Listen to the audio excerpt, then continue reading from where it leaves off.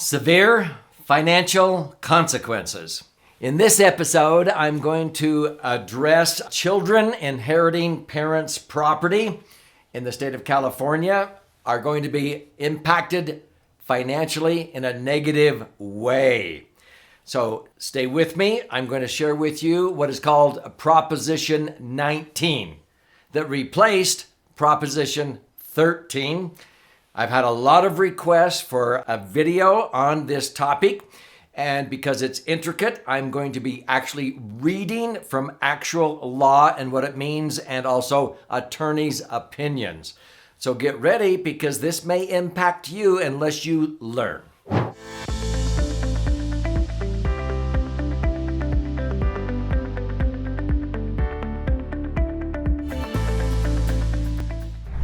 So my name's Doug Andrew, and I've been a financial strategist and a retirement planning specialist for more than 47 years now. And I have many people that I've counseled and helped in the state of California. Unfortunately, a lot of people who live in the wonderful state of California, I love visiting there, but there's a lot of people, unfortunately, leaving California. Why? Because taxes are going through the roof, and it's very sad. What they just recently passed is Proposition 19, and it passed with a narrow margin, but there were some positives that came out of Proposition 19. But one big negative part is how this Proposition 19 negatively impacts children who may inherit a highly appreciated property from their parents.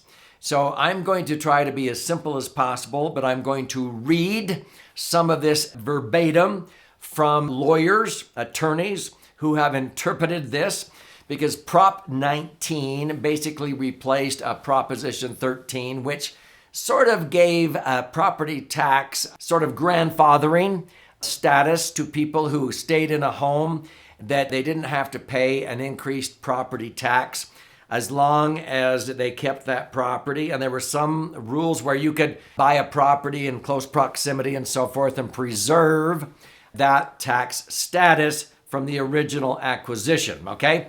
I'm not going to go into the details here, but Prop 19 is going to change that for especially children who inherit property from their folks unless they use it as a primary residence.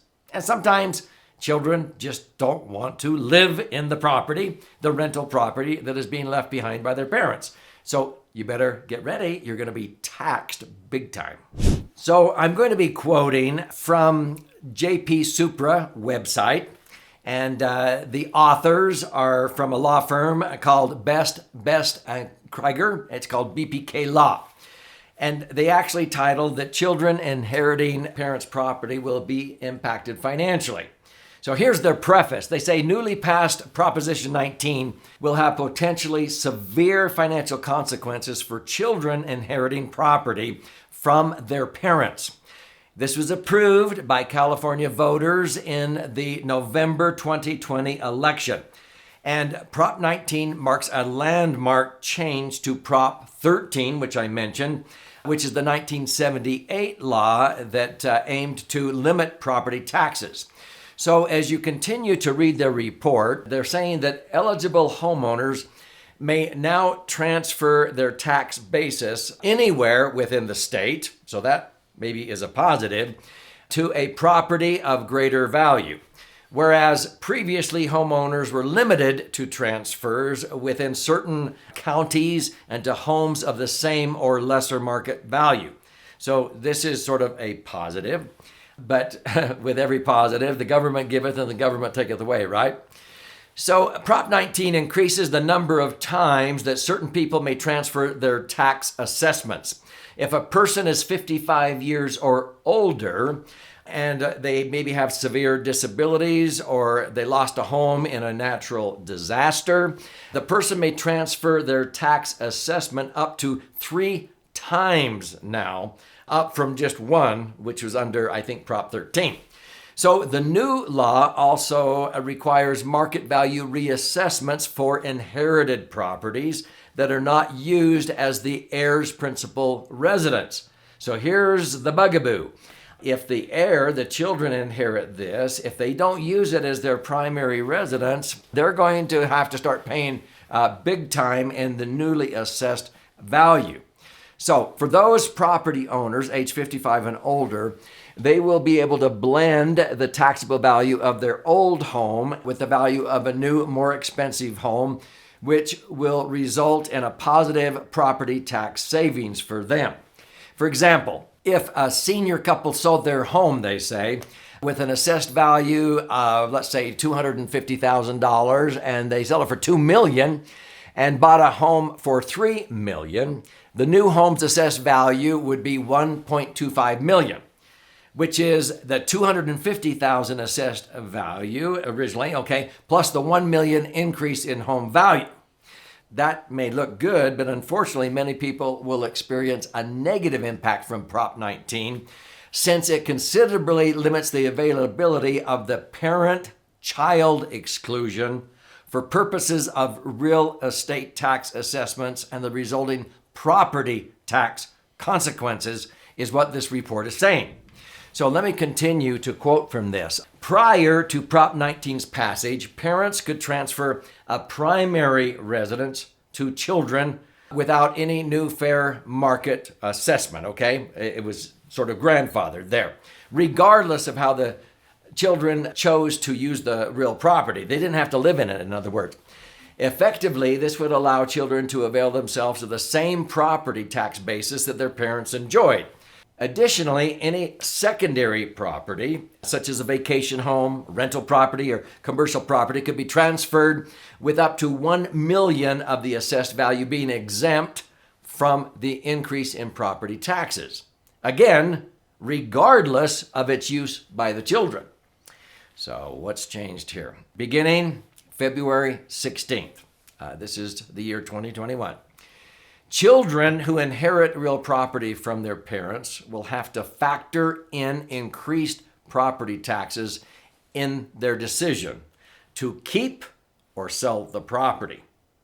If a child chooses to keep the real property and use it as the child's primary residence, then up to $1 million of the assessed value will be excluded from new property tax basis, okay? Before, primary residences could be transferred with no cap.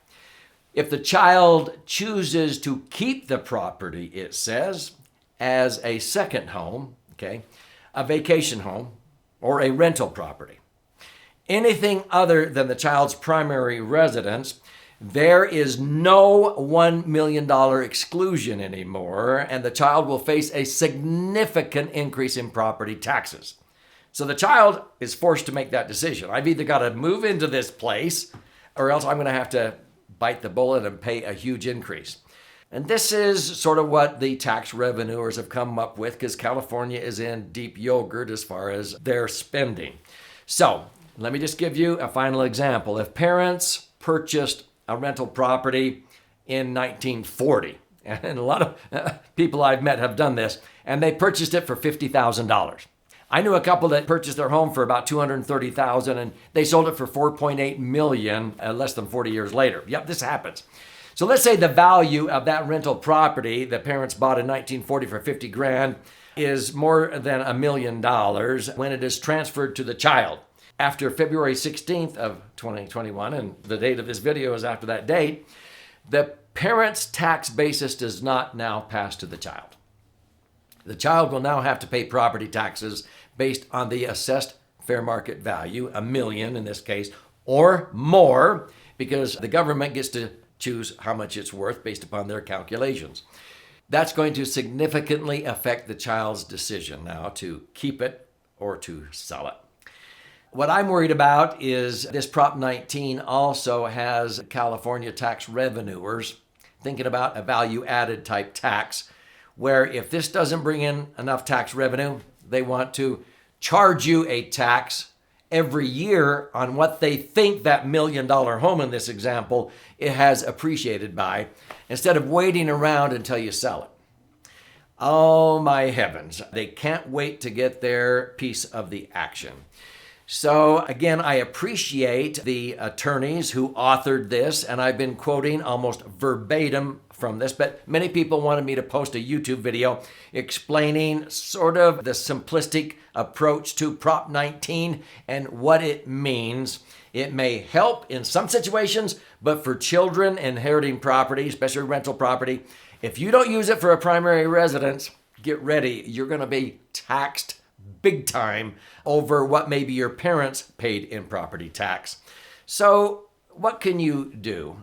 I want to gift you a free copy of my most recent best-selling book because it's where a lot of savvy real estate investors keep their money to accumulate it tax-free and be able to access it tax-free. And when they pass away, which many of these examples I've been giving is, it will blossom in value and transfer tax-free. So let me share with you how you can claim a copy of my most recent best-selling book. If this has helped you and you can think of somebody who would benefit from watching this educational video, be sure and share, like, post a comment, subscribe to this channel because I post an in-depth answer to a financial question almost on a daily basis. I'm very passionate about helping you make informed decisions. So Prop 19, you have to look at the benefits, but also look at the repercussions if you're a child inheriting those properties. You're going to have to pay through the nose with property tax if you choose to keep it not as a primary residence. And maybe you just don't want to live in that rental home that your parents left behind. Where would be a better place to have your money? Well, my book, The Laser Fund, has been flying off of our warehouse shelves. This teaches you where I put my serious cash, and many savvy real estate investors put their working capital. Instead of sending extra principal payments to the mortgage company or whatever, this is where they keep their real estate equity, where it's liquid, safe, earning predictable rates of return tax-free. And the rates of return usually average between 8, 9, 10%. Some years as high as 25 and even 61%. We had clients lock in gains of 61% here in the year 2021 when I'm recording this episode. And if you want to learn how to do that with your serious cash, then I would love to gift you a copy of this 300-page book. Go to laserfund, L-E-S-E-R, fund.com. And if you go to that website or click below, I'll pay for the book. You contribute a nominal amount towards the shipping and handling. And I'll fire out a copy. There's options there if you like to listen and learn or watch and learn. And it's 300 pages of charts, graphs, and explanations, and it also contains 62 actual client stories. There's a chapter on the right brain side when you flip it over about how many savvy real estate investors use the Laser Fund as their working capital account so that if their real estate goes down in value or if it's vacant, they can access money out of here tax-free to keep the mortgage current.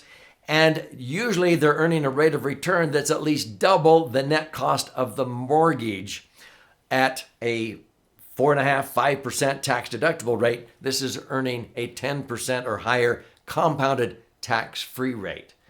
When you see the examples, you're going to be blown away. So here's to your brighter future.